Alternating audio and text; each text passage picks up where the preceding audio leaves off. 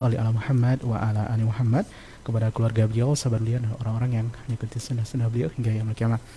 Kaum muslimin dan muslimat, para pendengar radio dan teman-teman media RTVC yang dirahmati Allah Subhanahu wa taala. Uh, kita akan sapa Ustadz terlebih dahulu, kaum muslimin dan muslimat, langsung dari kota Nabi Madinah Al Munawwarah. Kita terhubung bersama Ustadz melalui Skype dan kita sapa Ustadz. Assalamualaikum warahmatullahi wabarakatuh, Ustaz. Waalaikumsalam warahmatullahi wabarakatuh. Kaifa haluk, Ustaz? Alhamdulillah bi khair. Wa kaifa halukum? Bi khair, alhamdulillah, Ustaz. Barakallahu fikum atas keluangan waktunya yang diberikan, Ustaz. Mudah-mudahan Ustaz senantiasa diberkahi dengan rahmat Allah Subhanahu wa taala. Amin ya rabbal alamin.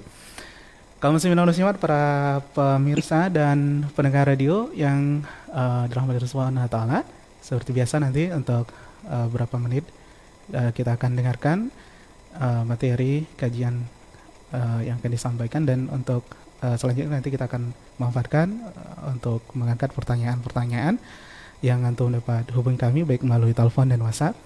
Untuk pendengar radio silakan dicatat nomor di 08117530.000. Ada ulangnya, telepon yang dapat dihubungi nanti di 08117530.000, atau pertanyaan yang dapat dikirimkan melalui pesan singkat dan WhatsApp di 0811754544. Adapun untuk media TV, baik channel YouTube dan Facebook, di layar kaca antum telah tertera nomor yang dapat dihubungi, baik pertanyaan dapat dihubungi dari telepon dan dikirim pesan melalui nomor SMS dan WhatsApp.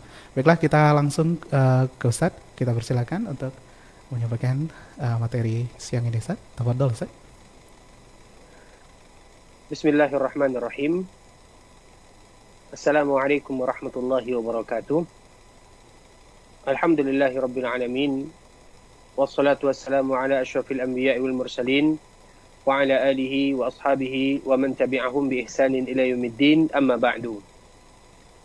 Ikhwatal Islam, saudara kaum muslimin, kaum muslimat, rahimani wa rahimakumullah.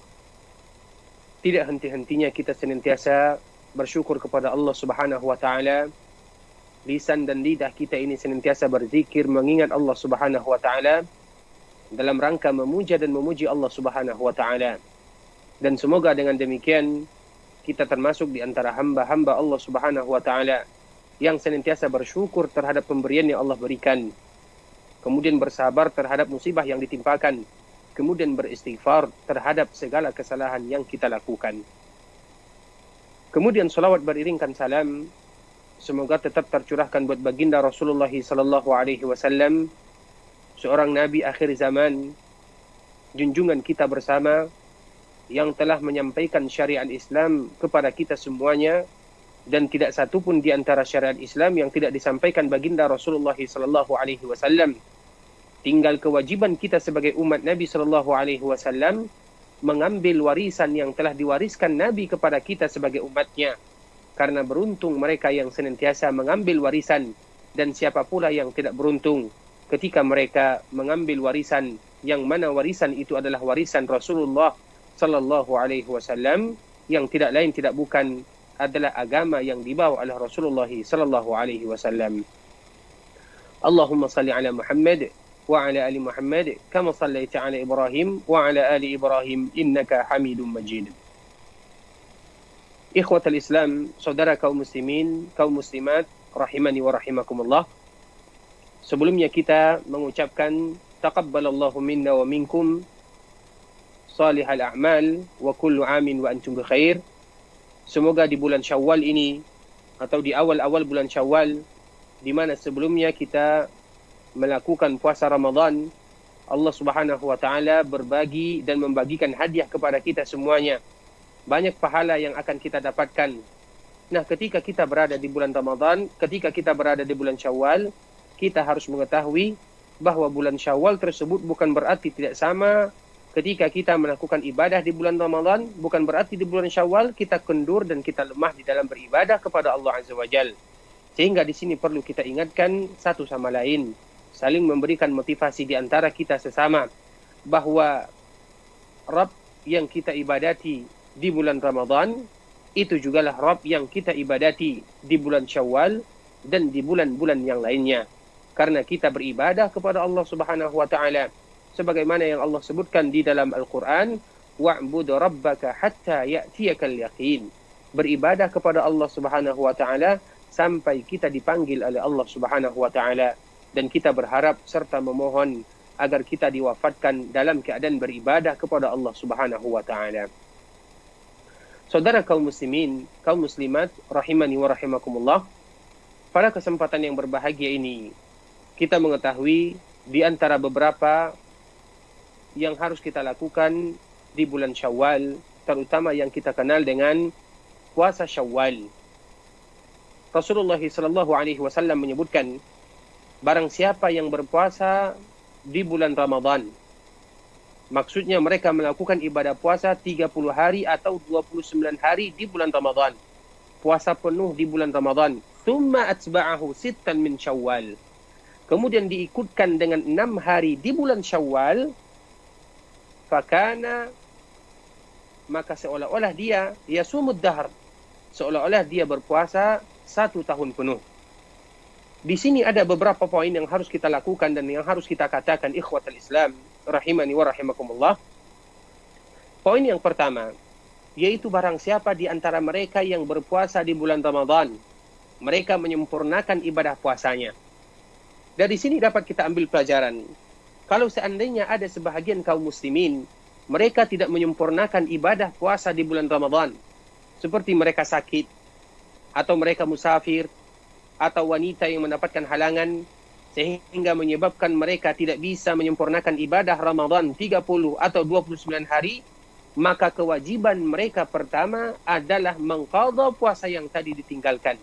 Karena Nabi SAW menyebutkan, barang siapa yang berpuasa di bulan Ramadan, dan kita tahu puasa yang disebutkan Nabi SAW adalah puasa sepenuhnya di bulan Ramadan. Thumma atba'ahu sittan min Syawal, kemudian diikutkan atau diikuti dengan 6 hari di bulan Syawal, maka seolah-olah dia berpuasa 1 tahun penuh. Jadi yang pertama yang harus kita lakukan adalah berpuasa di bulan Ramadan, atau menyempurnakan ibadah puasa di bulan Ramadan. Sehingga dari sini kita tahu, ikhwatah rahimani wa rahimakumullah, barang siapa di antara kita yang belum menyempurnakan puasa Ramadan, atau barang siapa di antara kita yang ingin mengganti puasa di bulan Ramadan yang pernah ditinggalkan karena halangan syariat atau halangan secara fisik kita, maka kewajiban pertama adalah menyempurnakan ibadah Ramadan. Kita yang pertama kali adalah menyempurnakan ibadah Ramadan, baru kita melakukan puasa Syawal. Kenapa demikian? Karena berpuasa di bulan Ramadan atau mengganti puasa di bulan Ramadan yang ditinggalkan, hukumnya adalah wajib fardu ain. Dan bagaimanapun yang wajib di dalam kaidah Islam, apabila ada 2 hal yang bertentangan atau berada di dalam satu waktu, maka yang lebih kita dahulukan adalah melakukan sesuatu yang diwajibkan oleh Allah kepada kita. Kita contohkan hadis Nabi SAW supaya lebih jelas. Ketika seseorang melakukan ibadah salat sunat, kemudian muadzin berkumandang iqamah atau mengumandangkan iqamat, dan ada seseorang yang melakukan ibadah sunat, maka apa yang harus kita lakukan? Nabi SAW menyebutkan, apabila salat fardu ingin didirikan, maka hilang kewajiban kita untuk melakukan salat sunat tersebut. Kalau kita sedang berada di dalam salat sunat dan di awal-awal salat sunat tersebut, maka kita menutupi dan menyelesaikan seketika salat sunat supaya kita mendapatkan yang wajib. Kenapa? Karena bertentangan antara sunat dan wajib. Apabila ada bertentangan atau satu waktu antara sunnah dan wajib, maka yang kita dahulukan adalah puasa wajib. Dari sini dapat kita ambil pelajaran, sebahagian kaum muslimin, wanita-wanita kaum muslimin, misalnya kalau mereka berhalangan datang bulan dan yang lain sebagainya, maka kewajiban yang pertama yang harus mereka lakukan adalah mengganti yang wajib. Kemudian kata Nabi SAW, thumma atba'ahu sittan min Syawal, kemudian baru diikutkan dengan 6 hari yang ada di bulan Syawal. Jadi poin pertama ikhwatal Islam, bahwa berpuasa di bulan Syawal hukumnya adalah sunnah. sunnah yang dianjurkan dan sunnah yang ditekankan. Sedangkan berpuasa di bulan Ramadan adalah sebuah kewajiban, yang mana apabila harus berhadapan antara wajib dan sunnah, maka kita lebih mendahulukan yang wajib tersebut. Kemudian ikhwatal Islam, poin yang selanjutnya, kita juga mengetahui Nabi SAW menyebutkan thumma atba'ahu sittan min Syawal. Kemudian mereka ikutkan dengan puasa 6 hari di bulan Syawal. Puasa 6 hari di bulan Syawal ini boleh kita lakukan baik secara berturut-turut atau boleh kita lakukan tidak berurutan. Intinya puasa ini dilakukan di bulan Syawal kapan saja, baik di awalnya, di pertengahan, di akhir. Misalnya dalam 1 minggu 1 kali atau 2 kali kita berpuasa, intinya boleh bebas kita melakukan puasa Syawal. Apakah dengan berurutan atau tidak berurutan, selama bulan tersebut adalah bulan Syawal, maka boleh bagi kita untuk melakukan puasa yang demikian. Kemudian ikhwatal Islam rahimani wa rahimakumullah, juga poin yang ketiga yang kita sampaikan pada kesempatan yang berbahagia ini. Kenapa Nabi SAW menyebutkan barang siapa yang berpuasa di bulan Ramadan kemudian diikutkan dengan puasa 6 hari di bulan Syawal, seolah-olah dia berpuasa 1 tahun penuh. Kita mengetahui pahala minimal yang Allah Subhanahu wa taala berikan kepada seorang hamba, apabila seorang hamba melakukan kebaikan, maka Allah akan membalas kebaikan tersebut dengan 10 kali lipat. Kita mengetahui ketika kita berpuasa di bulan Ramadan 30 hari, maka dikalikan 10, maka kita akan mendapatkan pahala sebanyak 300. Jadi seolah-olah ketika kita berpuasa di bulan Ramadan, seolah-olah kita berpuasa 300 hari. Coba bayangkan keutamaan yang diberikan oleh Allah Subhanahu wa taala. Kemudian ketika kita ikutkan 6 hari di bulan Syawal, 6 hari dikali dengan 10, seolah-olah kita berpuasa 60 hari. Ketika kita menjumlahkan 30 ditambah 6 menjadi 36, seolah-olah kita melakukan ibadah puasa sebanyak 360 hari. Dan kita mengetahui 360 hari sama jumlahnya dengan 1 tahun. Sehingga Nabi SAW menyebutkan barang siapa yang berpuasa di bulan Ramadan kemudian diikut sertakan dengan berpuasa 6 hari di bulan Syawal, maka seolah-olah dia berpuasa 1 tahun penuh. Oleh karenanya ikhwatal Islam, saudara kaum muslimin, kaum muslimat rahimani wa rahimakumullah, bagi kita yang diberikan kesempatan oleh Allah Subhanahu wa taala untuk bisa berpuasa di bulan Syawal, maka kita berpuasa di bulan Syawal. Namun kalau seandainya bagi kita yang belum sanggup untuk melakukan puasa di bulan Syawal, seperti kebanyakan muslimah yang ingin mengqadha puasanya, atau kita secara umum ingin mengqadha puasa kita, maka yang lebih kita dahulukan adalah mengqadha puasa atau menyelesaikan hutang-hutang kita yang mana kewajiban tersebut merupakan beban kewajiban kita. Nah, bagaimana seandainya kalau ada yang di antara kita yang bertanya, kita khawatir ketika kita mengqadha ibadah Ramadan yang kita tinggalkan, maka Syawal akan hilang dan hilang fadilahnya dan hilang keutamaannya. Maka jawabannya sebagaimana tadi yang telah kita sebutkan, bagaimanapun mengqadha puasa Ramadan hukumnya adalah wajib, dan sesuatu yang diwajibkan kepada kita dan kewajiban atau sesuatu yang wajib lebih kita dahulukan daripada yang sunnah. Semoga Allah Subhanahu wa taala senantiasa memberikan taufik dan barakah kepada kita semuanya, menjadikan kita hamba-hamba yang senantiasa beribadah kepada Allah Subhanahu wa taala kapan dan dimanapun, kita tetap senantiasa beribadah kepada Allah Subhanahu wa taala. Barakallahu fikum wa jazakumullahu khaira. Baik, barakallahu fikum wa jazakallahu khairan atas paparan materi yang disampaikan oleh Ustaz tadi. Mudah-mudahan bermanfaat untuk kita semuanya dan kaum muslimin dan muslimat.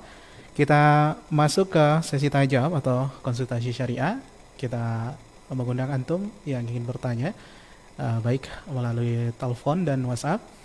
Untuk telepon di 08117530.000 dan pertanyaan yang dapat dikirimkan melalui pesan singkat dan WhatsApp di 081175454444. Bila kaum muslimin dan muslimat, para pendengar radio dan pemirsa RTVC yang dirahmati Allah Subhanahu wa taala, kita mengangkat pertanyaan pertama yang telah masuk. Halo, assalamualaikum. Assalamualaikum. Waalaikumsalam warahmatullahi wabarakatuh. Dengan siapa di mana Bapak? Endang di Jalan Teropong. Iya Bapak, silakan Bapak. Assalamualaikum Pak Ustadz. Waalaikumsalam warahmatullahi wabarakatuh.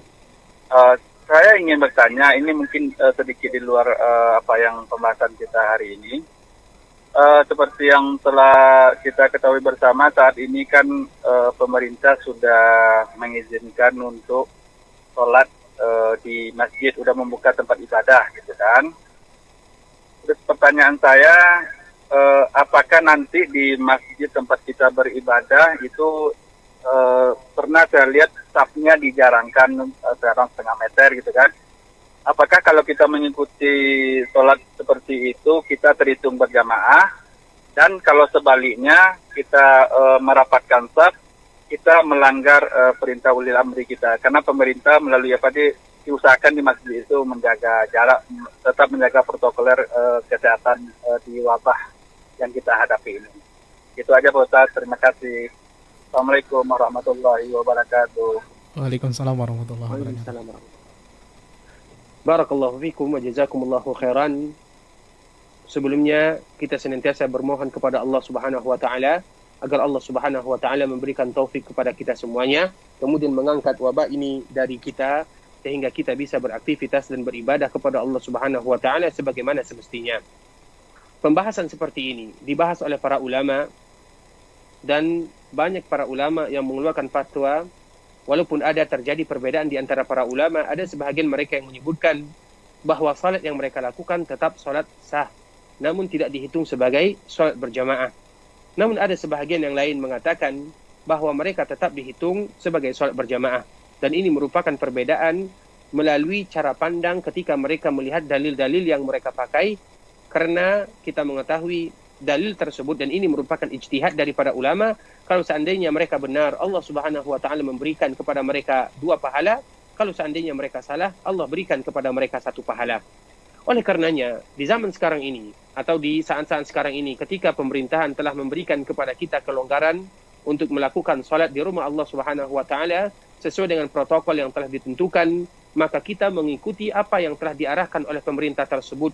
Dan di antara salah satunya adalah ketika kita ingin melakukan salat di rumah Allah Subhanahu wa taala dengan memakai masker, dengan mencuci tangan, kemudian dengan memakai jarak, ada yang 1 meter, ada yang 2 meter. Dan itu merupakan protokol kesehatan. Walaupun hukum asal dari Nabi SAW tidak boleh kecuali kita merapatkan saf. Namun sebahagian para ulama mengatakan dalam keadaan seperti ini, di mana kaum muslimin ingin melakukan salat berjamaah di rumah Allah Subhanahu wa taala, karena mereka adalah pencinta masjid, susah bagi kita untuk tidak melakukan salat berjamaah di rumah Allah Subhanahu wa taala, rindu rasanya. Nah, ketika dalam keadaan demikian, dalam keadaan untuk menjaga diri, dan kita pun harus melakukan salat berjamaah di rumah Allah Subhanahu wa taala, maka hukum seperti ini dan di saat seperti ini diperbolehkan. Mereka tetap terhitung melakukan salat berjamaah bersama kaum muslimin, dan ini adalah di antara fatwa para ulama. Walaupun kita menyebutkan di muqaddimah tadi, ada sebahagian para ulama yang mereka berbeda pendapat dalam permasalahan seperti ini, namun dengan melihat keadaan, apalagi pemerintah yang telah menentukan.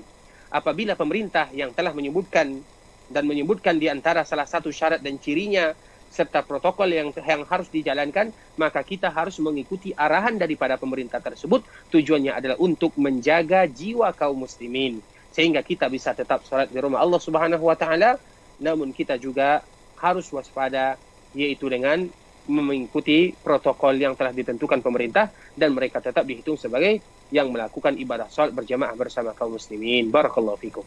Baik, barakallahu fiik wa jazakallahu khairan atas jawabannya Ustaz. Mudah-mudahan Bapak yang bertanya juga dapat mendengarkan dengan jelas. Baiklah, kita angkat pertanyaan berikutnya kembali dari telepon di 08117530.000. Halo, assalamualaikum. Halo. Iya, halo. Assalamualaikum.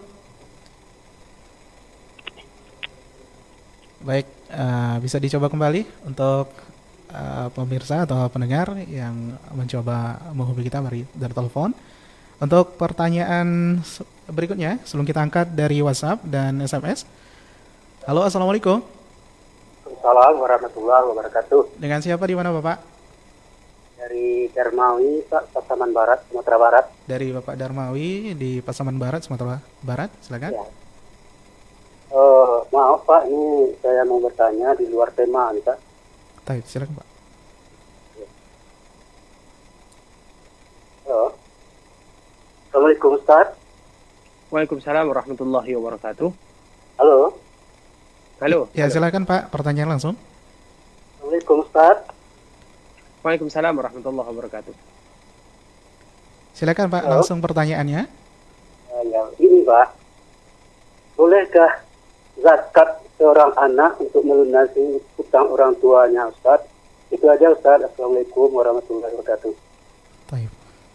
Assalamualaikum warahmatullahi Waalaikumsalam warahmatullahi wabarakatuh. Barakallahu fikum wa jazakumullahu khairan. Kita mengetahui tidak boleh seorang anak memberikan zakat kepada orang tuanya. Kalau seandainya orang tuanya memiliki hutang, maka kewajiban seluruh anaknya atau anak-anaknya untuk melunasi hutang orang tua. Dan ini merupakan di antara bentuk bakti seorang anak tersebut kepada orang tuanya. Kita mengetahui betapa banyak perjuangan orang tua, ayah dan ibu ketika membesarkan kita, ketika memberikan kepada kita pendidikan, sehingga wajar Nabi SAW menyebutkan kamu dan hartamu milik orang tuamu. Jadi tidak ada katanya yang namanya zakat untuk orang tua. Untuk orang tua itu adalah harta yang kita miliki. Karena tidak boleh bagi kita memberikan zakat. Zakat apapun, zakat fitrah, zakat harta, dan yang zakat lain yang lain sebagainya, tidak boleh kita berikan kepada orang tua. Karena orang tua adalah tanggung jawab anaknya. Dan kita sebagai seorang anak, harta kita adalah milik orang tua kita.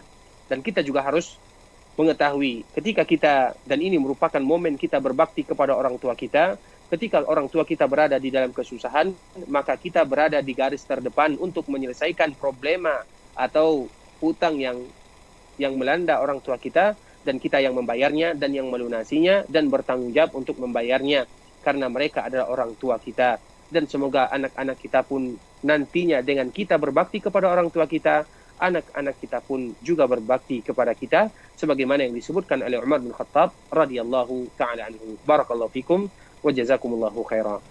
Baik, syukran kasiran, barakallahu fiik atas jawabannya Ustaz. Dan juga Bapak yang bertanya tadi semoga dapat mendengarkan dengan jelas. Kita beralih ke pertanyaan berikutnya kaum muslimin dan muslimat. Untuk pertanyaan yang dapat dikirimkan melalui pesan singkat dan WhatsApp di 0811754544. Pertanyaan berikutnya dari WhatsApp. Bismillah, Ustadz, mohon penjelasannya. Jika tahun ini ibadah haji ditiadakan, lantas bagaimana dengan ibadah kurban di tanah air? Apakah tetap bisa dilaksanakan atau mengikuti meniadakan, Ustaz? Dapat dipahami, Ustaz? Barakallahu fikum wa jazakumullahu khairan. Kita mengetahui ibadah haji itu identik dengan tanah Makkah Al-Mukarramah. Karena haji dilakukan di Ka'bah Al-Musyarrafah, kemudian di Masyairil Haram seperti Mina, Arafah, dan Muzdalifah. Sehingga dikhawatirkan, dan ini belum ada keputusan secara resmi, apakah ibadah haji ditiadakan atau tidak ditiadakan, dan kita masih menunggu, dan semoga Allah Subhanahu wa Ta'ala memberikan kemudahan. Kita mengetahui ibadah haji berada di satu tempat, dan belum ada keputusan sampai sekarang, karena kita mengetahui di antara salah satu pencegahan wabah yang sedang melanda adalah dengan tidak adanya perkumpulan. Dan kita tahu ibadah haji adalah perkumpulan yang sangat padat dan yang sangat banyak. 3 juta, 4 juta, bahkan 5 juta kaum muslimin yang ada di satu tempat. Yang tempatnya tidak terlalu besar.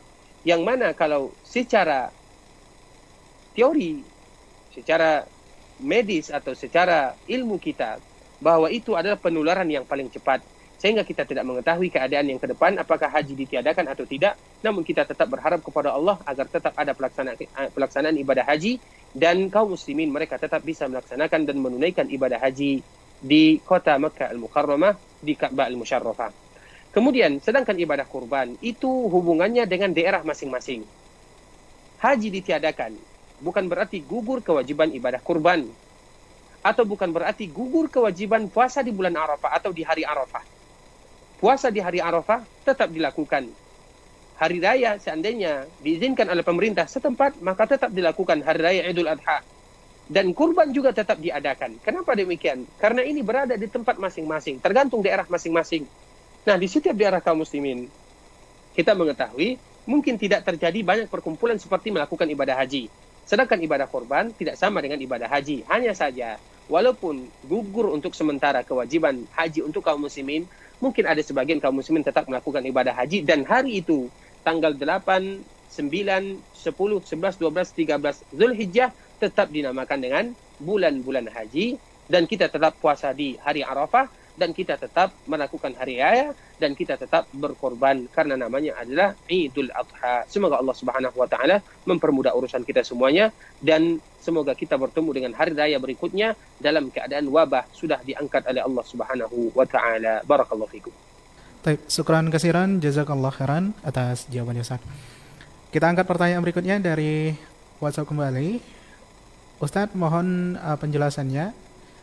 Saat kita sudah niat untuk melaksanakan salat tahajud dan kemudian tertidur, apakah salat tahajud kita bisa dilaksanakan di siang harinya, Ustaz? Kemudian apakah boleh berzikir dengan menggunakan tasbih, Ustaz? Barakallahu fikum wa jazakumullahu khairan. Ketika kita sudah berniat melakukan salat tahajud, ternyata kita tertidur, apakah boleh diganti di siang hari atau tidak? Kita mengetahui Nabi SAW, kalau seandainya Nabi SAW sangat lelah dan letih dan tidak bisa bangun di malam hari karena kelelahan dan keletihan, maka Nabi SAW mengganti solat malam yang biasa Nabi lakukan di siang hari.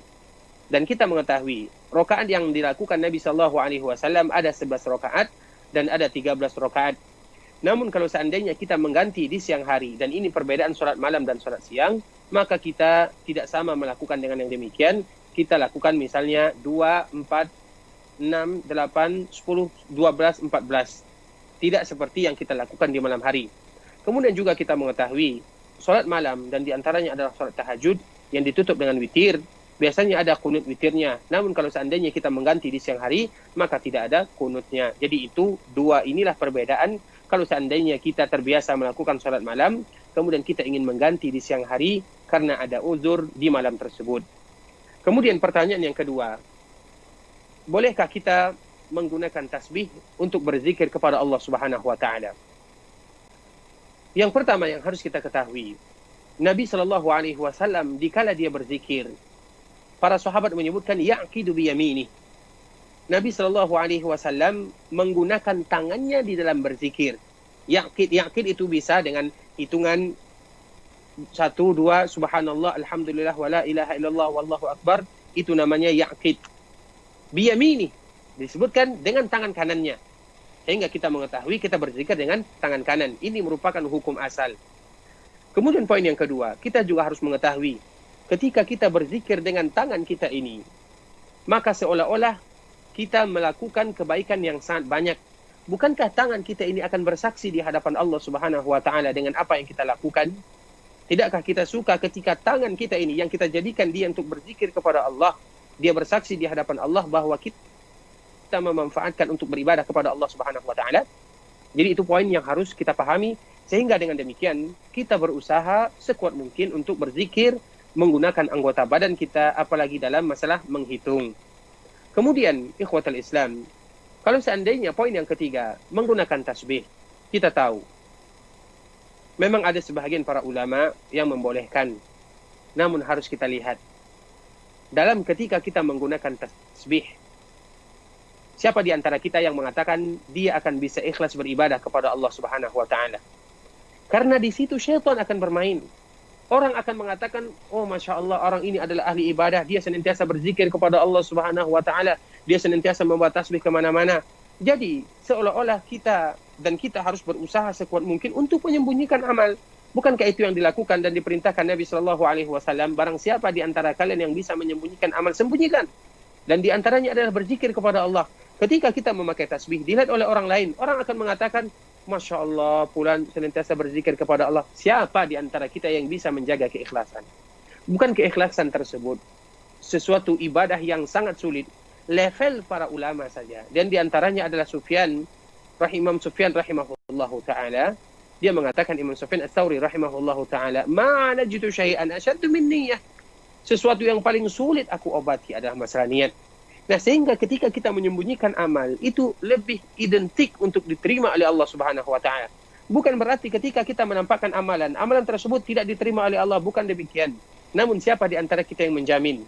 Sehingga Nabi menyebutkan kalau seandainya kalian bisa menyembunyikan amalan, sembunyikan. Selagi amalan tersebut adalah amalan yang bisa disembunyikan. Kemudian ikhwatal Islam, di antara para ulama, mereka membolehkan, terutama bagi mereka yang ada sifat was-wasnya, yang tidak bisa menghitung dan tidak mungkin lagi menghitung, sehingga mereka memerlukan alat hitung ketika mereka berzikir, dan itu adalah sebagian keringanan bagi mereka yang was-was. Kalau seandainya kita diberikan kesehatan oleh Allah, ingatan yang kuat, maka kita kembalikan kepada hukum asal, sebagaimana Nabi SAW, yaitu berzikir dengan tangannya. Apalagi zikir yang kita lakukan, kita lihat. Zikir, sebagaimana hadis-hadis Nabi SAW, yang paling banyak zikir itu adalah 100. Dan kita sebagai manusia yang normal, masih bisa menghitung 100. Makanya zikir setelah salat 33, kemudian membaca la ilaha illallah 100 kali. Jarang di antara zikir yang disebutkan Nabi SAW berzikir 1000 kali, 4000 kali, 5000 kali, 10.000 kali. Kenapa? Karena Nabi tahu keadaan kita. Dan itu merupakan sesuatu yang sanggup kita melakukannya. Sehingga kita kembalikan kepada hukum asal, yaitu berzikir kepada Allah Subhanahu wa Ta'ala, yang mana tangan yang kita jadikan untuk berzikir dan untuk menghitung adalah sesuatu yang akan bersaksi di hadapan Allah Subhanahu wa Ta'ala. Kemudian poin yang selanjutnya, dan ini poin yang terpenting. Ketika kita berzikir dengan menggunakan anggota badan dan diantaranya adalah tangan, maka hati kita ini senantiasa terbangun. Kenapa demikian? Karena kita fokus untuk menghitung zikir tersebut, sehingga kelalaian itu sedikit. Sedangkan dengan menggunakan tasbih, banyak di antara kita yang bertasbih menggunakan tasbih, namun dia tidak tahu. Dan itu seolah-olah sudah menjadi kebiasaan saja, sehingga hatinya kurang terbawa untuk berzikir tersebut. Namun kalau seandainya kita menggunakan tangan, maka kita akan senantiasa berpikir, sudah berapa banyak saya bertasbih, sudah berapa jumlahnya, maka hati kita ini akan senantiasa terjaga dan terbangun. Namun oleh karenanya, ikhwatul Islam rahimani wa rahimakumullah, boleh menggunakan tasbih, terutama bagi mereka yang mungkin tidak lagi bisa menghitung atau banyak was-wasnya dan yang lain sebagainya. Namun kita sebagai manusia yang diberikan kesehatan oleh Allah Subhanahu wa Ta'ala, kita kembalikan kepada kaidah yang disebutkan Nabi sallallahu alaihi wasallam. Semoga bermanfaat. Barakallahu fikum wa jazakumullahu khairan. Baik, syukran katsiran, jazakallahu khairan atas jawabannya Ustaz. Mudah-mudahan yang bertanya juga dapat mendengarkan dengan jelas. Kita beralih ke pertanyaan berikutnya, kaum muslimin dan muslimat, para pendengar radio dan pemirsa yang dirahmati Allah Subhanahu wa Ta'ala. Untuk telepon di 08117530.000. Halo, assalamualaikum. Halo. Halo, assalamualaikum. Assalamualaikum. Waalaikumsalam, Ustaz. Dengan siapa di mana Bapak? Abu Ali dari Perawang, Ustaz. Abu Ali dari Perawang, Riau. Silakan pertanyaannya ringkas dan jelas. Assalamualaikum, Ustaz. Waalaikumsalam. Begini, Ustaz. Apakah faedah atau keutamaan dari puasa Nabi Daud? Dan kapan kita berniat? Apakah sama dengan niat puasa Ramadan sebelum subuh atau di siang hari? Barakallahu fikum. Assalamualaikum warahmatullahi wabarakatuh. Waalaikumsalam warahmatullahi wabarakatuh. Barakallahu fikum.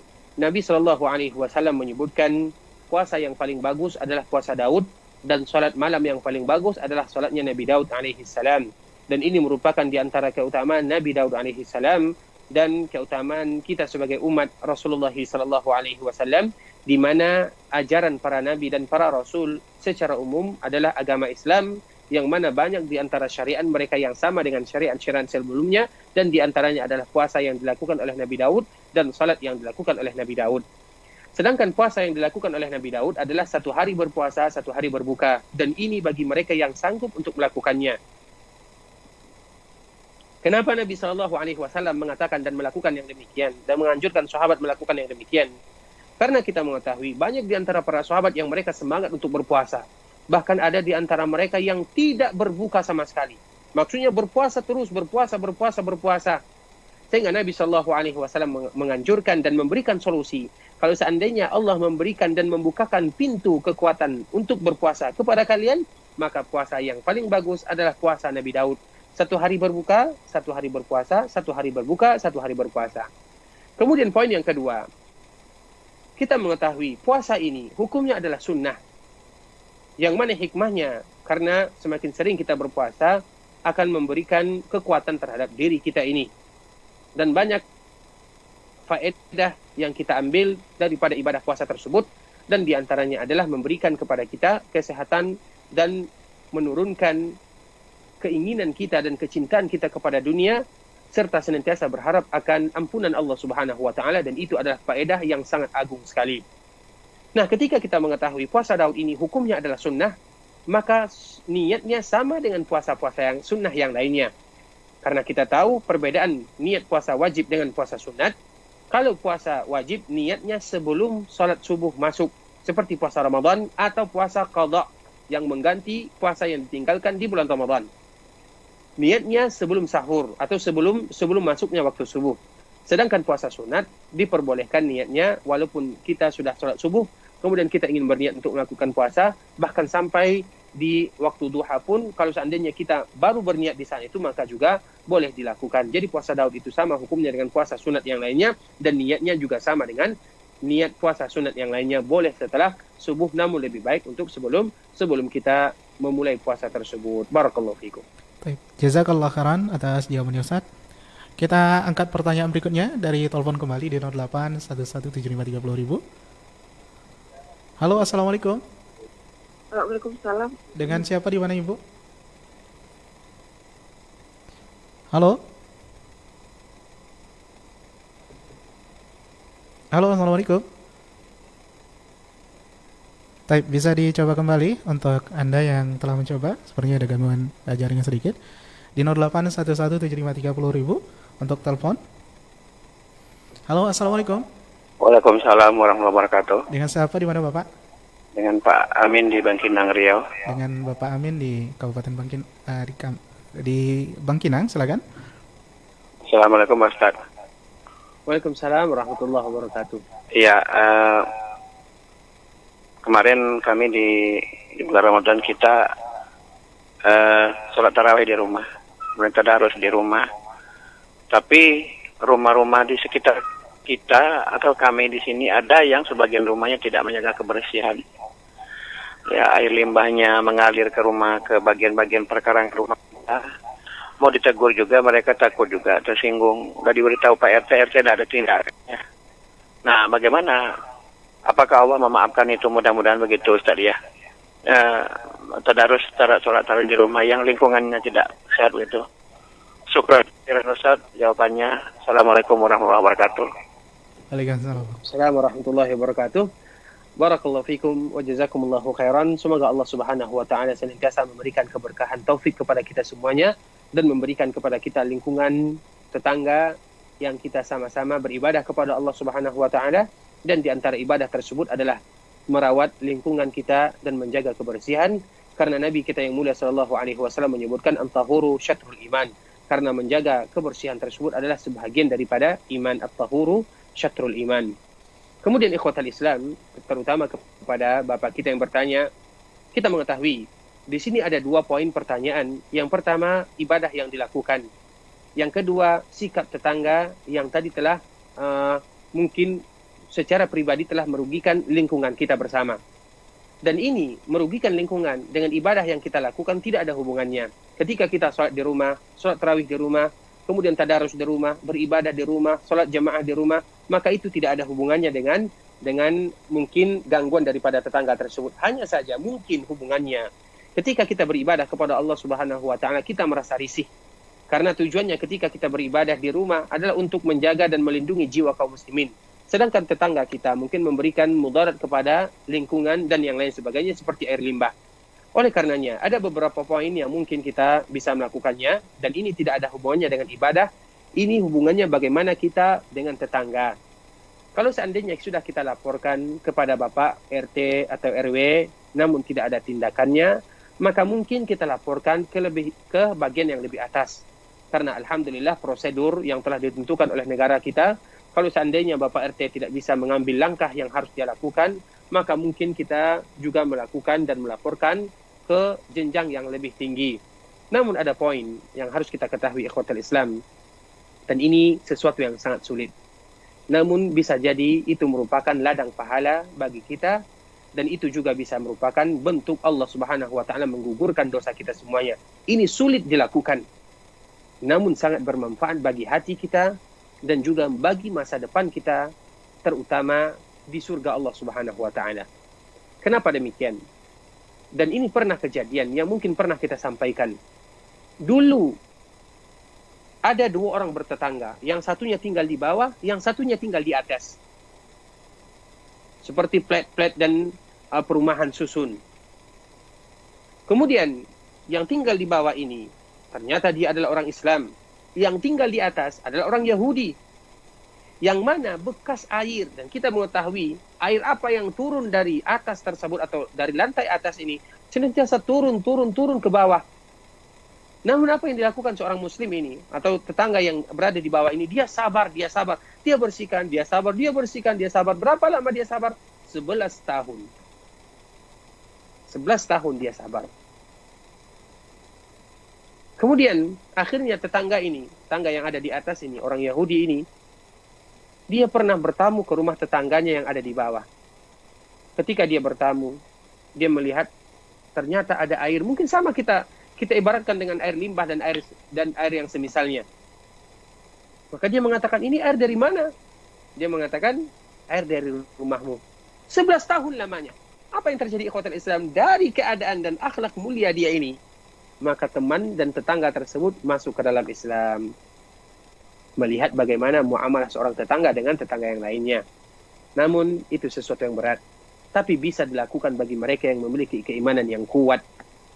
Terutama ketika Allah memberikan kepada kita kelebihan harta, mungkin bisa kita minta pertolongan kepada orang lain, memberikan upah kepada orang lain untuk membersihkan. Sampai kapan? Sampai Allah memberikan kemudahan kepada kita. Karena bisa jadi dengan yang demikian hati kita akan tenang. Kemudian itu adalah di antara bentuk, bisa jadi dengan perkara seperti ini Allah mudahkan seluruh urusan kita, dan semoga Allah Subhanahu wa taala memudahkan urusan kita. Barakallahu fikum. Nah, syukran katsiran, jazakallahu khairan atas jawabannya Ustaz. Mudah-mudahan yang bertanya juga dapat mendengarkan dengan jelas. Kita beralih ke pertanyaan berikutnya, dan kali ini dari WhatsApp dan pesan singkat. Bismillah, Ustadz, bagaimana sikap kita selaku orang tua jika sekolah dibuka kembali? Dengan new normal diterapkan pemerintah di saat wabah sekarang ini, Ustadz. Sementara kita khawatir dengan nyawa anak kita jika masuk sekolah berpotensi terinfeksi virus corona, Ustadz. Barakallahu fikum wa jazakumullahu khairan. Sebelumnya kita senantiasa meminta pertolongan kepada Allah Subhanahu wa taala dengan membaca zikir pagi dan sore, dan juga mengajarkan kepada anak-anak kita untuk senantiasa berzikir dan minta perlindungan kepada Allah Subhanahu wa taala agar Allah hindarkan kita dari wabah yang sedang melanda. Kita mengetahui dan kita lebih tahu tentang keadaan kita dan keluarga kita serta anak kita. Kalau seandainya kita khawatir terhadap kesehatan anak kita, karena ada sebagian anak yang mereka mungkin imunnya tidak terlalu kuat dan orang tua lebih mengetahui tentang keadaan anaknya. Ada sebagian anak yang mereka Masya Allah Tabarakar Rahman diberikan kekuatan lebih oleh Allah Subhanahu wa taala, imun yang kuat. Misalnya tidak gampang sakit, sedangkan yang sebagian yang lain mungkin mudah sakit dan mudah tertular dan yang lain sebagainya. Nah, kita lihat dan kita kembalikan kepada orang tua tersebut bagaimana keadaan anaknya. Kalau seandainya anaknya tersebut adalah anak yang mungkin imunnya tidak terlalu kuat, maka sementara waktu kita minta izin di pihak sekolah untuk tidak menyekolahkannya karena keadaan anak kita, bukan karena kita tidak ikut ingin menyekolahkan anak kita. Namun kalau seandainya anak kita tersebut kuat dan kita melakukan segala sesuatu cara, kehati-hatian pakai masker, kemudian pakai pembersih tangan dan yang lain sebagainya, maka kita tetap mungkin menyuruh mereka melakukan kegiatan-kegiatan seperti sekolah tersebut, dan itu semua dikembalikan kepada keadaan keluarga kita dan keadaan anak kita, dan semoga Allah menjaga kita semuanya, memberikan keberkahan terhadap harta dan anak-anak kita serta keluarga kita. Barakallahu fikum. Barakallahu fikum wa jazakallahu khairan atas jawabannya, Ustaz. Selanjutnya dari WhatsApp kembali. Bismillah, Ustaz, pertanyaan ini sudah lama membuat saya penasaran dan takut. Bagaimana hukumnya membawa kendaraan tanpa memiliki SIM, Ustaz? Di sini kasusnya Anda tidak memiliki SIM karena proses pembuatannya itu sendiri yang cenderung dipersulit. Sehingga pada akhirnya pihak kepolisian itu sendiri menyuruh saya untuk membayarnya, sedangkan saya tidak ingin seperti itu. Namun Anda merasa sudah mampu membawa kendaraan dengan baik dan benar sehingga tidak membahayakan pengendara yang lainnya, Ustaz. Terima kasih atas jawabannya. Barakallahu fikum wa jazakumullahu khairan. Dalam keadaan seperti ini, ikuti arahan dan aba-aba daripada pemerintah kita. Dan ini dikembalikan kepada undang-undang yang ada di suatu daerah. Dan alhamdulillah dalam masalah membawa kendaraan, semua peraturan negara sama. Tidak boleh membawa kendaraan kecuali memiliki surat izin membawa kendaraan tersebut. sehingga kita dianjurkan untuk memiliki surat izin tersebut, walaupun kita menganggap kita bisa melakukannya, namun sebagai rakyat yang taat kepada pemerintah, terutama ketika mereka menghimbau kita untuk tidak membawa kendaraan kecuali ada surat izinnya dan surat-surat yang lainnya, maka kita mengikuti arahan dan aba-aba daripada pemerintah tersebut. Barakallahu fikum. Nah, barakallahu fiik wa jazakallahu khairan. Kembali, syukran kasiran atas jawaban Ustaz. Kita beralih ke pertanyaan berikutnya. Silakan kaum muslimin dan muslimat, para pendengar radio dan pemirsa yang dirahmati Allah Subhanahu wa taala, untuk telepon di 08117530.000. Halo, assalamualaikum. Assalamualaikum warahmatullahi wabarakatuh. Dengan siapa, di mana Bapak? Dengan Abu Zafran di Rumbai. Abu Zafran di Rumbai, silakan. Iya, mau nanya Ustaz tentang ini. Kan selama COVID ini kan kita sholatnya di rumah. Namun ketika saya pulang kampung, di mana kondisi di kampung itu masyarakatnya sholatnya di masjid, sholat Jumatnya di masjid, bagaimana tuh Ustaz? Kemarin saya tetap juga sholat di rumah gitu kan, mengikuti arahan pemerintah, tidak ke masjid, apakah sholat saya diterima atau bagaimana Ustaz? Lalu pertanyaan berikutnya Ustaz, tentang masalah ini juga. Biasanya kita kan sholatnya di masjid di awal waktu Ustaz, tapi kalau di rumah kita mencoba untuk jemaah. Terkadang waktu jemaah itu terlalaikan Ustaz. Misalnya ada kegiatan-kegiatan kita tunggu dulu, sehingga biasanya zuhur itu jam 12:30, jadinya jam 1. Kadang sampai terlalai jam 1:30, seribu Ustaz. Tapi tetap berjamaah. Bagaimana hukumnya yang seperti Ustaz? Jazakallah khair Ustaz atas jawabannya. Assalamualaikum. Barakallahu fikum kepada Bapak kita yang bertanya, Abu Zafran. Semoga Allah menjaganya, menjaga keluarganya, dan menjaga kita semua. Jazakumullahu khairan. Kita mengetahui ketika kita berada di daerah kita sholat di rumah karena pemerintahan menghimbau kita untuk sholat di rumah. Kemudian ketika kita pulang kampung, biasanya kampung ini berbeda dengan kota. Kampung itu biasanya identik dengan imun lebih tinggi, kemudian biasanya jarang wabah yang datang dan sampai ke sana. Kalau seandainya keadaan kampung tersebut adalah aman-aman saja, bahkan pemerintahan setempat mengizinkan untuk sholat di masjid, maka dipersilakan untuk sholat di masjid. Namun kalau kita ingin menjaga jiwa dan ingin menjaga karena masih ada kekhawatiran untuk menjaga keselamatan jiwa kita, karena kita tidak mengetahui wabah itu adalah sesuatu yang tidak terlihat, maka itu juga diperbolehkan selama itu adalah arahan daripada pemerintah, sehingga sholat kita tetap diterima oleh Allah Subhanahu wa taala dan kita tetap melakukan ibadah sholat berjamaah di rumah masing-masing bersama keluarga. Karena kita mengetahui sholat berjamaah di masjid ataupun tidak di masjid tetap diterima, hanya saja keutamaannya yang berbeda. Namun kalau seandainya keadaan demikian, maka boleh bagi kita untuk tetap sholat di rumah, apalagi masih ada rasa was-was, dan apalagi pemerintah pada saat itu masih mengumumkan untuk sholat di rumah. Kemudian poin yang kedua, ketika kita sholat di rumah, kadang-kadang kita melakukan sholat berjamaah tidak seperti biasanya. Seperti tadi yang disebutkan, kadang kita sholat jam 1, jam 1.30, bahkan jam 2. Ketahuilah, sholat itu ada waktunya. Selama kita masih melakukan ibadah sholat di waktunya, maka sholat kita tetap seperti biasa dan tidak terhitung sebagai orang yang lalai. Bukankah hadis yang diriwayatkan oleh Imam Bukhari, hadis Imamatu Jibril, yaitu ketika Jibril alaihi salam menjadi imam untuk Nabi kita yang mulia sallallahu alaihi wasallam, memberitahukan mana waktu sholat tersebut. Seperti kita ambillah saja sholat zuhur. Sholat zuhur, dari masuknya zuhur setelah zawal sampai bayangan kita 2 kali panjang daripada kita. Waktunya lama, maksudnya sebelum waktu asar. Apa kata Jibril kepada Nabi kita Muhammad SAW? Ini adalah waktu salat untukmu dan untuk umatmu. Ma baina hadaini waktun laka wa li ummatik. Ini adalah waktu untukmu dan untuk umatmu. Maksudnya waktu tersebut adalah waktu salat. Sehingga ketika kita salat berjamaah terutama dalam keluarga, maka itu termasuk kita melakukan ibadah salat di dalam waktunya walaupun kita salat jam 2. Selama kita berjamaah bersama keluarga.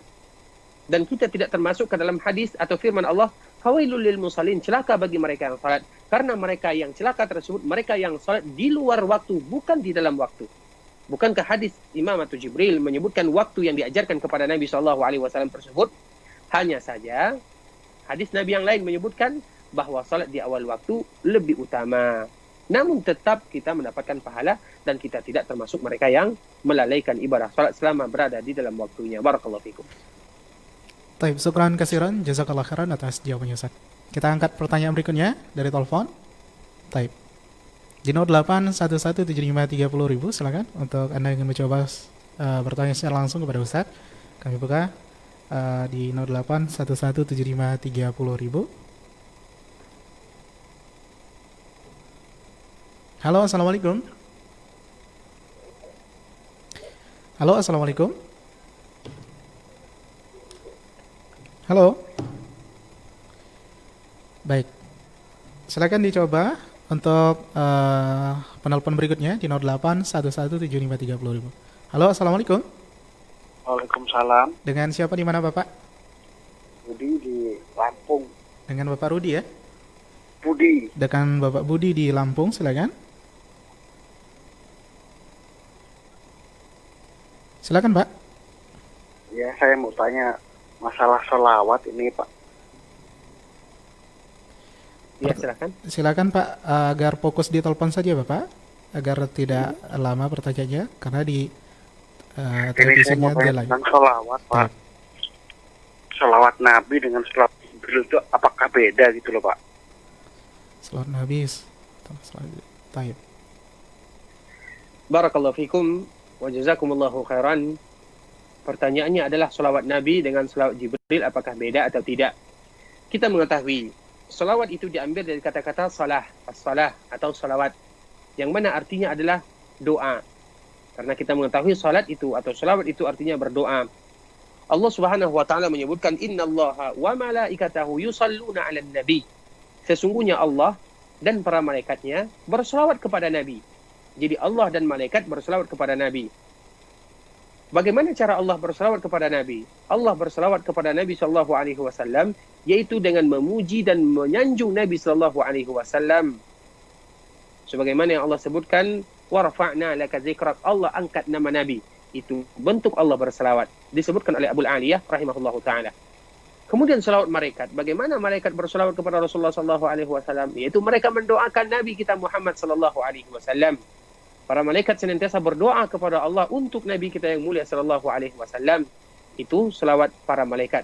Nah, sedangkan kita sebagai umat Nabi sallallahu alaihi wasallam, ketika Allah mengatakan Allah dan para malaikatnya berselawat kepada Nabi, baru Allah memerintahkan kepada kita, ya ayyuhalladzina amanu sallu alaihi.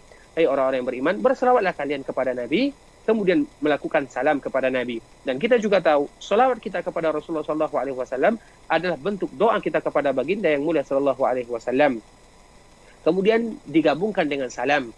Selawat artinya doa, salam artinya menyebutkan dan mengucapkan keselamatan. Dan dua hal ini hal yang tidak bisa dipisahkan ketika kita berselawat kepada baginda Nabi sallallahu alaihi wasallam. Jadi selawat Jibril dan selawat kita kepada Nabi. Karena selawat Nabi maksudnya kita berselawat kepada Nabi.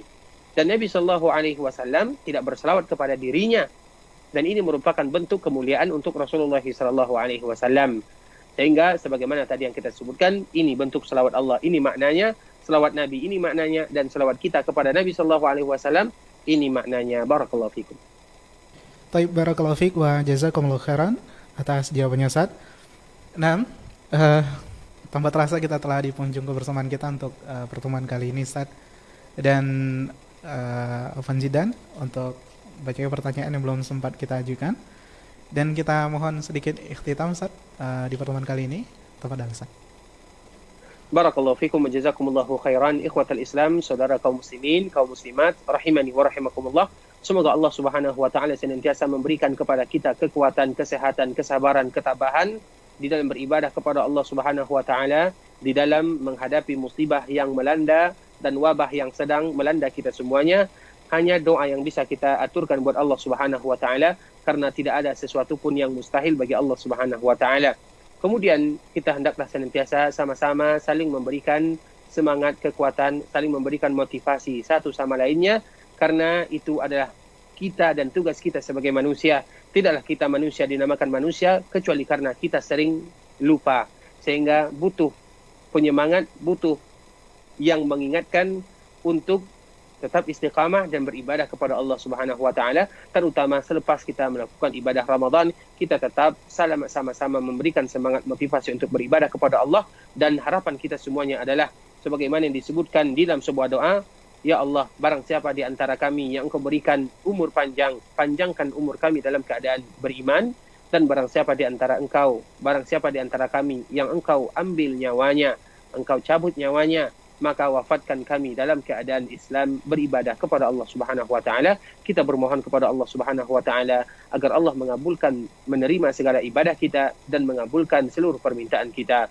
Barakallahu fikum wa jazakumullahu khairan. Yang benar datangnya dari Allah Subhanahu wa taala, yang salah datangnya dari diri kami pribadi karena kebodohan kami, karena kurangnya ilmu yang kami miliki, dan kita minta ampun kepada Allah Subhanahu wa taala. Kita tutup dengan membaca doa kafaratul majlis. Subhanakallahumma wa bihamdika asyhadu an la ilaha illa anta astaghfiruka wa atubu ilaik. Assalamualaikum warahmatullahi wabarakatuh. Waalaikumsalam warahmatullahi wabarakatuh. Demikian kaum muslimin dan muslimat, para pendengar radio dan pemirsa yang dirahmati Allah Subhanahu wa taala. Jazakumullah khairan atas pertanyaan-pertanyaan yang telah dikirimkan, baik melalui telepon yang telah dihubungi dan SMS dan WhatsApp yang telah dikirimi. Mudah-mudahan mewakili pertanyaan-pertanyaan teman-teman atau kaum muslimin dan muslimat yang belum sempat terjawab. Semoga di minggu yang akan datang diberikan kemudahan oleh Allah Subhanahu wa taala untuk dapat kita ikuti kembali program konsultasi syariah dan kajian yang disampaikan oleh guru kita Ustadz Ariful Bahri LCMA Fidahullah taala. Kita liput atau kita bergabung bersama Ustadz tadi melalui Skype dari kota Nabi Madinah Al-Munawwarah. Mudah-mudahan bermanfaat dari program kajian kali ini, dan kita tutup dengan salam. Assalamualaikum warahmatullahi wabarakatuh.